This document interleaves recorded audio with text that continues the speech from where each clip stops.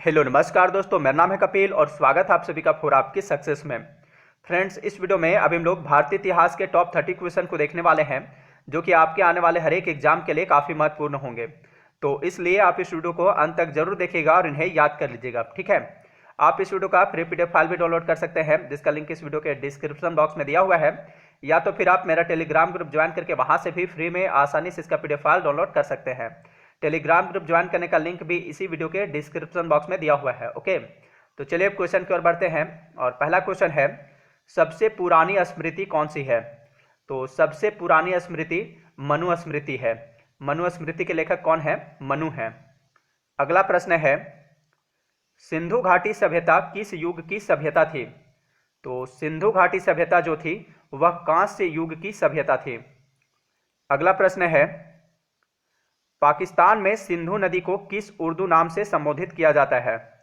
तो पाकिस्तान में सिंधु नदी को दरिया ए सिंध उर्दू नाम से संबोधित किया जाता है। अगला प्रश्न है, कलिंग युद्ध किस वर्ष हुआ था? तो कलिंग युद्ध 261 ईसा पूर्व में हुआ था। सम्राट अशोक ने राज्याभिषेक के 8वें वर्ष यानी 261 ईसा पूर्व में कलिंग पर आक्रमण किया था। हाथी गुम्फा अभिलेख से पता चलता है कि उस समय कलिंग का राजा नंदराज नामक कोई व्यक्ति था। कलिंग वर्तमान समय में किस राज्य में स्थित है? तो यह उड़ीसा राज्य में स्थित है।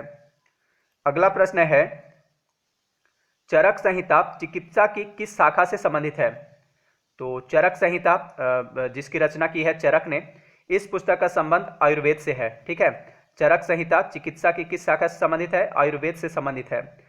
चरक किसके राजवैद्य थे? तो चरक जो है ये कुषाण शासक कनिष्क के राजवैद्य थे। अगला प्रश्न है, सिंधु सभ्यता का पतन नगर यानी बंदरगाह कौन सा था? तो सिंधु घाटी सभ्यता का बंदरगाह कौन सा था? लोथल था, ठीक है। लोथल वर्तमान में कहाँ स्थित है? तो यह गुजरात राज्य में स्थित है।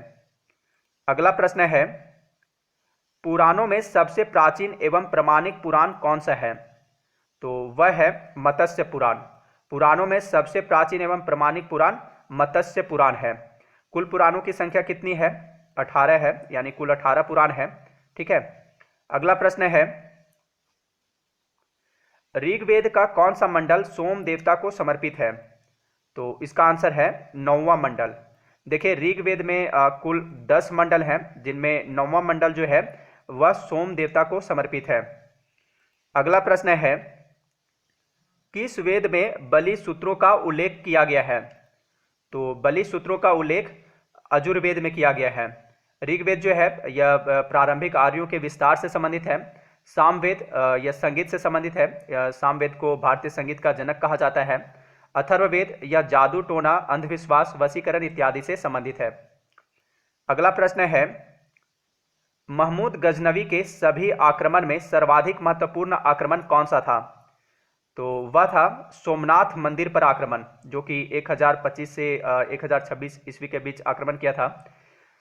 देखिए, महमूद गजनवी ने भारत पर कुल 17 बार आक्रमण किया था, जिसमें सर्वाधिक महत्वपूर्ण आक्रमण कौन सा था? सोमनाथ मंदिर पर आक्रमण था। अगला प्रश्न है, दिल्ली सल्तनत पर बैठने वाला एकमात्र हिंदू से परिवर्तित हो मुस्लिम व्यक्ति कौन था? तो दिल्ली सल्तनत पर बैठने वाला एकमात्र हिंदू धर्म से परिवर्तित मुसलमान नसीरुद्दीन खुसरो था, ठीक है। नसीरुद्दीन खुसरो शाह था। इसने गद्दी पर बैठने के बाद पैगंबर के सेनापति की उपाधि धारण किया था। नसीरुद्दीन खुसरो शाह यह खिलजी वंश के अंतिम शासक कुतुबुद्दीन मुबारक शाह का प्रधानमंत्री था। अगला प्रश्न है, हम्पी किसकी राजधानी थी? तो हम्पी विजयनगर साम्राज्य की राजधानी थी। हम्पी वर्तमान में किस राज्य में स्थित है? तो यह वर्तमान समय में कर्नाटक के बेल्लारी जिले में तुंगभद्रा नदी के किनारे स्थित है। विजयनगर साम्राज्य की स्थापना किसने की थी? तो विजयनगर साम्राज्य की स्थापना हरिहर एवं बुक्का नामक 2 भाइयों ने की थी। कब की थी? 1336 ईस्वी में की थी, ठीक है। और किसके शासनकाल में की थी? तो मोहम्मद बिन तुगलक के शासनकाल में की थी। अगला प्रश्न है, तेनालीराम विजयनगर साम्राज्य के किस राजा के दरबार में राजकवि थे? तो प्रसिद्ध कवि तेनालीराम विजयनगर साम्राज्य के राजा कृष्णदेव राय के दरबारी कवि थे। तेनालीराम ने पांडुरंग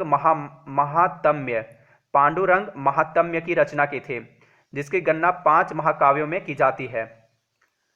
अगला प्रश्न है, चार मीनार का निर्माण निम्न में से किस व्यापक रूप से फैली बीमारी के उन्मूलन की याद में किया गया था?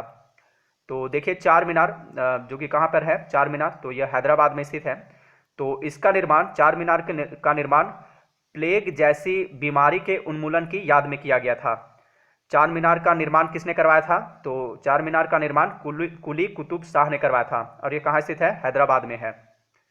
अगला प्रश्न है, तुलसीदास किसके समकालीन थे? तो प्रसिद्ध कवि गोस्वामी प्रसिद्ध कवि और संत गोस्वामी तुलसीदास यह जो थे यह सम्राट अकबर के समकालीन थे। तुलसीदास ने लगभग 25 ग्रंथ लिखे जिनमें रामचरितमानस तथा विनय पत्रिका सर्वोत्तम है। रामचरितमानस की रचना तुलसीदास ने किस भाषा में की थी? अवधी भाषा में की थी, अवधी भाषा में। अगला प्रश्न है, कौन से गुरु को औरंगजेब ने फांसी दी? तो इसका आंसर है गुरु तेग बहादुर को। गुरु तेग बहादुर सिखों के 9वें गुरु थे। इन्हें औरंगजेब ने फांसी दे दी थी क्योंकि उन्होंने इस्लाम धर्म स्वीकार करने से इनकार कर दिया था, इसलिए इन्हें औरंगजेब ने फांसी दे दी थी। अगला प्रश्न है, मिर्जा गालिब किस सम्राट के समय में थे? यानी मिर्जा गालिब किस सम्राट के समकालीन थे? तो मिर्जा गालिब जो थे, जो कि एक महान शायर थे, वे मुगल सम्राट बहादुर शाह द्वितीय के समकालीन थे।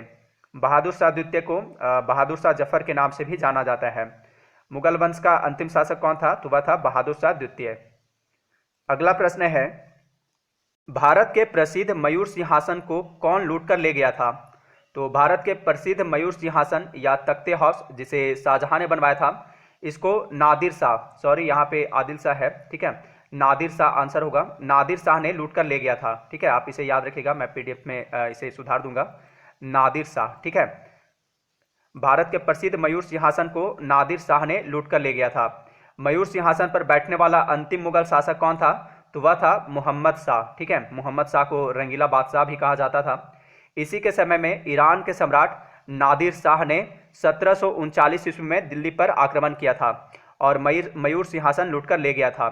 नादिर शाह को ईरान का नेपोलियन कहा जाता है। अगला प्रश्न है, भारत का नेपोलियन किसे कहा जाता है? तो भारत का नेपोलियन समुद्रगुप्त को कहा जाता है। समुद्रगुप्त किस वंश का शासक था? गुप्त वंश का शासक था। अगला प्रश्न है, बाल गंगाधर तिलक को भारतीय अशांति का जनक किसने कहा था? तो बाल गंगाधर तिलक को भारतीय अशांति का जनक अंग्रेज पत्रकार वेलेंटाइन सिरोल ने कहा था।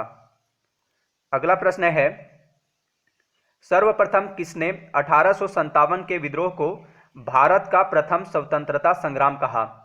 तो सर्वप्रथम वीडी सावरकर ने 1857 के विद्रोह को भारत का प्रथम स्वतंत्रता संग्राम कहा था। अगला प्रश्न है, भारतीय सुधार संघ की स्थापना 1870 में किसने की? तो भारतीय सुधार संघ की स्थापना 1870 ईस्वी में केशव चंद्र सेन ने की थी।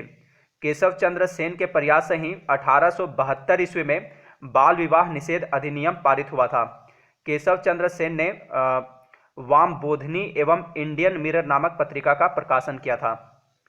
अगला प्रश्न है, निम्नलिखित में से किस महिला ने भारतीय तिरंगा सबसे पहले फहराया था? तो सबसे पहले भारतीय तिरंगा को मैडम भीखाजी कामा ने फहराया था। मैडम भीखाजी कामा को क्रांतिकारियों का माता कहा जाता था। इन्होंने ही 1907 में जर्मनी के स्टुटगार्ट में सर्वप्रथम भारतीय तिरंगा लहराई थी। भारत के राष्ट्रीय ध्वज तिरंगा का डिजाइन किसने तैयार किया था? पिंगली वेंकैया ने तैयार किया था। अगला प्रश्न है, निम्नलिखित में से किसने तीनों गोलमेज सम्मेलनों में भाग लिया था? तो तीनों गोलमेज सम्मेलनों में डॉक्टर भीमराव अंबेडकर ने भाग लिया था। तीनों गोलमेज सम्मेलन का आयोजन कहाँ हुआ था? लंदन में हुआ था। और यह कब कब हुआ था? तो पहला गोलमेज सम्मेलन का आयोजन 1930 ईस्वी में, दूसरा गोलमेज सम्मेलन का आयोजन 1931 में और तीसरा गोलमेज सम्मेलन का आयोजन 1932 ईस्वी में हुआ था। महात्मा गांधी सिर्फ दूसरे गोलमेज सम्मेलन में भाग लिए थे। अगला प्रश्न है, रविंद्रनाथ टैगोर द्वारा लिखित गीत जन गण मन सर्वप्रथम जनवरी 1912 में किस नाम से प्रकाशित हुआ था? तो जन गण मन जिसके रचयिता कौन है? रविंद्रनाथ टैगोर है। यह सर्वप्रथम जनवरी 1912 में भारत विधाता के नाम से प्रकाशित हुआ था। जन गण मन सर्वप्रथम कब गाया गया था? तो यह सर्वप्रथम 27 दिसंबर 1911 को गाया गया था। ठीक है, 27 दिसंबर 1911 को गाया गया था, 1911 को। संविधान सभा ने जन गण मन को भारत के राष्ट्रगान के रूप में कब अपनाया था? तो इसे 24 जनवरी 1950 को अपनाया था। संविधान सभा ने जन गण मन को भारत का राष्ट्रगान के रूप में 24 जनवरी 1950 को अपनाया था। और इसे सबसे पहली बार कब गाया गया था? 27 दिसंबर 1911 को गाया गया था भारतीय राष्ट्रीय कांग्रेस के कलकत्ता अधिवेशन में। अगला प्रश्न है, भारतीय स्वतंत्रता के समय भारतीय राष्ट्रीय कांग्रेस के अध्यक्ष कौन थे? तो भारतीय स्वतंत्रता के समय भारतीय राष्ट्रीय कांग्रेस के अध्यक्ष जेबी कृपलानी थे। स्वतंत्रता के समय भारत के प्रधानमंत्री कौन थे? क्लीमेंट एटली थे। अगला प्रश्न है, विधवा विवाह कानून किसने पास किया? तो विधवा विवाह कानून लॉर्ड कैनिंग ने पास किया था। ठीक है, विधवा विवाह कानून लॉर्ड कैनिंग ने पास किया था। लॉर्ड कैनिंग के शासनकाल में 1856 ईस्वी में विधवा पुनर्विवाह अधिनियम पारित किया गया था। इस अधिनियम को पारित करने में ईश्वर चंद्र विद्यासागर ने महत्वपूर्ण योगदान दिया था। अगला प्रश्न है, भारत में अंग्रेजी शिक्षा की शुरुआत किसने की थी? तो भारत में अंग्रेजी शिक्षा की शुरुआत मैकाले ने की थी। लॉर्ड विलियम बेंटिंक के शासनकाल में मैकाले की सिफारिश के आधार पर 1835 ईस्वी में अंग्रेजी को शिक्षा का माध्यम बनाया गया था, 1835 ईस्वी में। अगला प्रश्न है, निम्नलिखित प्रधानमंत्रियों में से कौन भारत की आज़ादी के बाद पैदा हुआ था? तो इसका आंसर है अभी वर्तमान प्रधानमंत्री नरेंद्र मोदी। ठीक है, नरेंद्र मोदी जो है भारत के एक ऐसे प्रधानमंत्री हैं जिनका जन्म भारत की आज़ादी के बाद हुआ है। प्रधानमंत्री नरेंद्र मोदी का जन्म कब हुआ था? तो इनका जन्म 17 सितंबर 1950 को हुआ है, 17 सितंबर 1950 को। ठीक है, 1950। अगला प्रश्न है और इस वीडियो का last question, all India Muslim league की स्थापना किस वर्ष हुई थी? तो ऑल इंडिया मुस्लिम लीग की स्थापना 1906 ईस्वी में हुई थी। कहाँ हुई थी? ढाका में हुई थी। तो फ्रेंड्स, ये थे भारतीय इतिहास के कुछ महत्वपूर्ण प्रश्न। अब अंत में आपके लिए क्वेश्चन है, भगवत गीता का अंग्रेजी में अनुवाद सर्वप्रथम किसने किया था? तो इसका सही जवाब आप मुझे कमेंट बॉक्स में दीजिएगा। तो इस वीडियो में इतना ही। अगर ये वीडियो आपको अच्छा लगा हो तो इसे लाइक तथा शेयर जरूर कर दीजिएगा। मिलते हैं नेक्स्ट वीडियो में। Thanks for watching.